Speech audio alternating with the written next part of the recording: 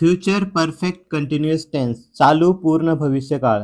भविष्यकाळात सुरू झालेली क्रिया दीर्घकाळ चालू राहिलेली असेल असे सांगण्यासाठी फ्युचर परफेक्ट कंटिन्युअस टेन्सचा वापर होतो. We shall have been studying there for a long time. आम्ही तेथे खूप वेळ शिकत असू. They will have been studying since morning. ते सकाळपासून अभ्यास करत असतील. या वाक्यांमधून भविष्यात सुरू होणारी क्रिया बराच वेळ म्हणजेच दीर्घकाळ चालू असेल असे सांगितले जाते.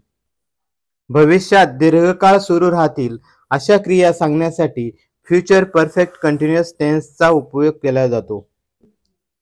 फ्युचर परफेक्ट कंटिन्युअस टेन्सची रचना पुढील प्रमाणे असते. सब्जेक्ट, त्यानंतर शॅल हॅव बीन किंवा विल हॅव बीन, त्यानंतर वर्बला आयएनजी प्रत्यय आणि त्यानंतर object. I shall have been going to school. मी शाळेत जात आलो असेल. We shall have been going to school. आम्ही शाळेत जात आलो असू. ज्या वाक्यांमध्ये आय आणि वी हा कर्ता म्हणून आला असेल त्यानंतर शॅल हॅव बीन हे सहाय्यकारी क्रियापद घेतले जाते.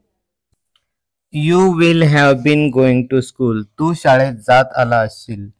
You will have been going to school. तुम्ही शाळेत जात आले असाल. They will have been going to school. ते शाळेत जात आले असतील. Boys will have been going to school. मुले शाळेत जात आली असतील. He will have been going to school. तो शाळेत जात आला असेल.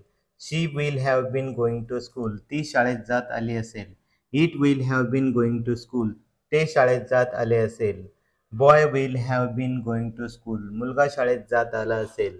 Ram will have been going to school. Ram शाळेत जात आला असेल. You, they, he, she, it एकवचन, अनेकवचन यानंतर विल हॅव बीन हे सहाय्यकारी क्रियापद येते.